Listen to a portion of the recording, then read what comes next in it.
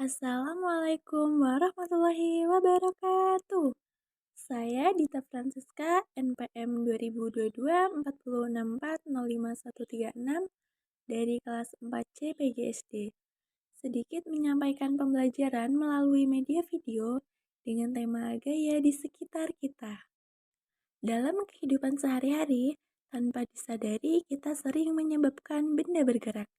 Misalnya saat kita melempar bola, menarik mainan dengan tali, bermain plastisin, atau membuka dan menutup pintu.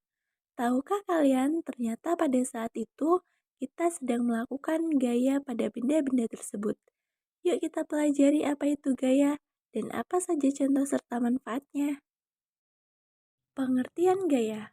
Gaya adalah dorongan atau tarikan yang akan menggerakkan benda bebas. Gaya membantu kita memindahkan benda. Gaya juga bisa membuat benda diam menjadi bergerak. Gaya otot. Gaya otot adalah gaya yang dikeluarkan dari manusia atau hewan menggunakan otot pada tubuh. Saat kalian mendorong, menarik, atau mengangkat benda, kalian menggunakan gaya otot. Kemudian gaya gesek. Gaya gesek adalah gaya yang berlawanan arah dengan arah gerak benda.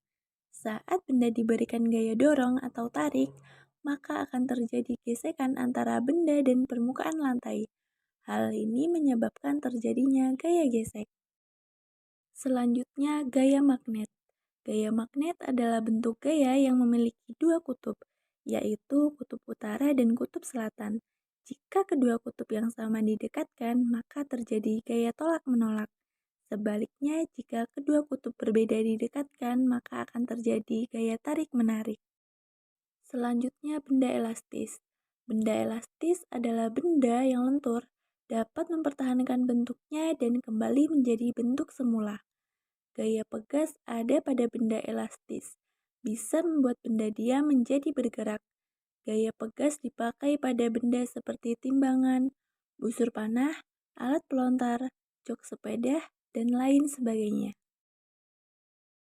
Dan yang terakhir, mengapa kita tidak melayang di udara?